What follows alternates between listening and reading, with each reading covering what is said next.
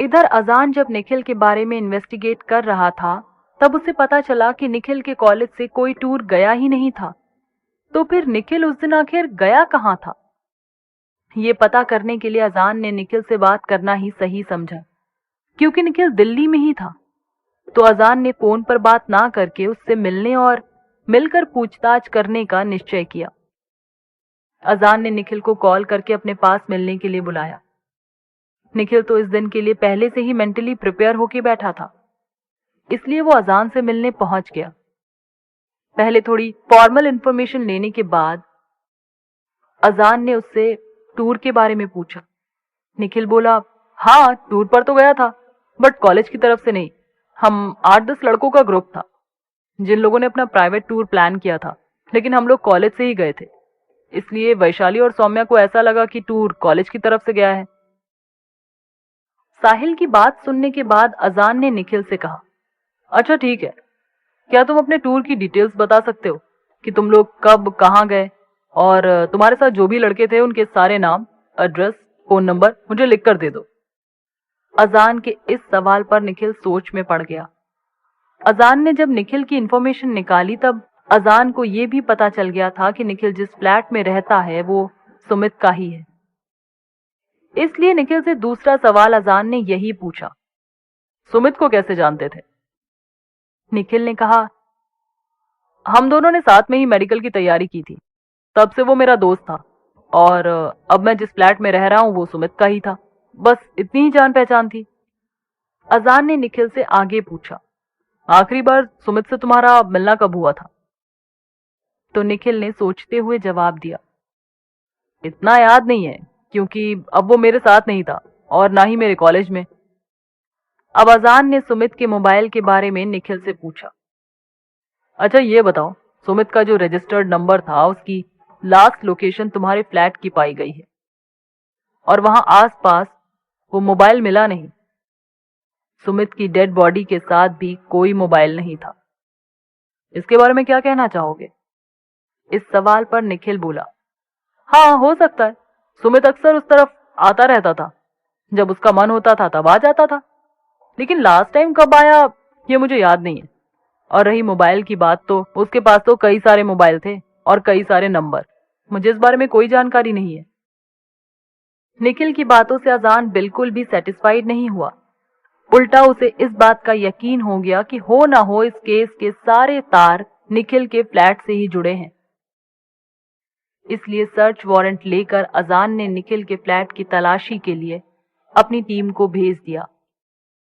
निखिल भी इस बात से डर रहा था कि अगर फ्लैट की तलाशी हुई तो हो सकता है कहीं ना कहीं कुछ सुराग मिल जाए और फिर सबका भांडा फूट जाएगा। तलाशी के बाद निखिल का डर सही साबित हुआ। जो मेडिकल टूल्स वो उसी दिन मार्केट से लेकर आया था वो सब जब्त कर लिए गए, और उनमें से सारे टूल्स सुमित की बॉडी पर मिले घाव के साथ मैच किए जाने लगे। जांच के बाद यह भी साबित हो गया कि सुमित की हत्या इन्हीं औजारों में से एक औजार से की गई थी। ये सब जान लेने के बाद अजान ने निखिल का अरेस्ट वारंट निकलवाया और उसको लॉकअप में डलवा दिया, लेकिन इस बात की खबर मीडिया तक नहीं आने दी, क्योंकि सौम्या के पेंडेंट की कड़ी अभी तक इस केस से पूरी तरह जुड़ नहीं पाई थी। अजान को अभी भी यही लग रहा था कि कहीं ना कहीं कुछ छूट रहा है, इसलिए वो अपनी इन्वेस्टिगेशन को अभी सीक्रेट रखना चाहता था। इधर साहिल जब अपने दुख को थोड़ा कम कर पाया, तब उसने फैसला किया कि वो सौम्या से मिलकर इस बात का पता लगाएगा कि आखिर सौम्या ने उससे झूठ बोला ही क्यों। आखिर ऐसा क्या हुआ था कि सौम्या को सब कुछ साहिल से छुपाना पड़ा। जहां एक ओर निखिल अरेस्ट हो चुका था, वहीं दूसरी ओर शक की सुई सौम्या के ऊपर थी। अभी तक रितु का नाम कहीं भी नहीं आया था। हाँ, साहिल के दिमाग में यह शक जरूर था कि बिना फोन किए रितु वहां कैसे पहुंच गई। इसका जवाब भी सिर्फ सौम्या ही उसे दे सकती थी। निखिल से तो साहिल की कोई बात ही नहीं हुई थी, और अब तो निखिल लॉकअप में था, तो अब निखिल से बात करना साहिल के लिए भी मुश्किल था। इसलिए साहिल को अपने सारे सवालों के जवाब सिर्फ और सिर्फ सौम्या से ही मिल सकते थे। साहिल ने सैटरडे नाइट में फ्लाइट से इंदौर जाने का डिसाइड किया, जिससे वो कम समय में इंदौर पहुंच जाए और सौम्या से पूरी इंफॉर्मेशन लेकर वापस भी आ जाए, क्योंकि वो अपना इन्वेस्टिगेशन अपने सीनियर्स की परमिशन के साथ सीक्रेटली कर रहा था। सैटरडे को अपनी ट्रेनिंग करने के बाद साहिल चुपचाप वहां से निकल गया, बिना किसी को बताए, और कुछ ही घंटों में इंदौर पहुंच गया। फिर भी उसे सौम्या के घर पहुंचते पहुंचते रात हो चुकी थी।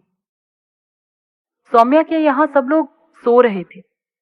देर रात जब दरवाजे पर दस्तक हुई तो दरवाजा सौम्या के भैया ने खोला और बाहर साहिल को खड़ा देखकर वो हैरान हो गए। आश्चर्य और खुशी से बोले, अरे साहिल, तुम अचानक कैसे? साहिल खुद को संभालते हुए बोला, वो एक्चुअली थोड़ा अर्जेंट काम था, आने में लेट हो गया था तो सोचा कि होटल में रूम ढूंढने से अच्छा है आप लोगों के साथ आकर ही रुक जाऊं। वैसे भी कल मुझे वापस निकलना है। साहिल की बात सुनकर सुधीर भैया बोले, अरे ये तो बहुत अच्छा किया, हम लोगों से मिले हुए भी काफी टाइम हो गया था तुम्हें। फिर वे आगे बोले, अरे अंदर तो आओ, बाकी बातें अंदर आकर कर लेना, थक भी गए होगे। साहिल सौम्या के भैया से बात करते हुए अपने आप को पूरी तरह नॉर्मल रखने की कोशिश कर रहा था। फिर भी उसका ध्यान सौम्या की तरफ ही था। सौम्या शायद सो गई थी, इसलिए वो बाहर नहीं आई। साहिल ने हाथ मुंह धोए और सौम्या की भाभी ने साहिल के लिए खाना लगाया। खाना वगैरह खाकर साहिल सौम्या के भैया भाभी से बातें करने लगा। सौम्या की भाभी को साहिल ने नए मेहमान के आने की बहुत बधाइयां दी और उनसे मजाक में बोलने लगा, ये आपने बहुत अच्छा किया भाभी, कम से कम अब आप अकेले रहते हुए बोर भी नहीं होगी, और वैसे भी घर में एक छोटा बच्चा हो तो बाकी सारे घर वालों का भी मन लगा रहता है।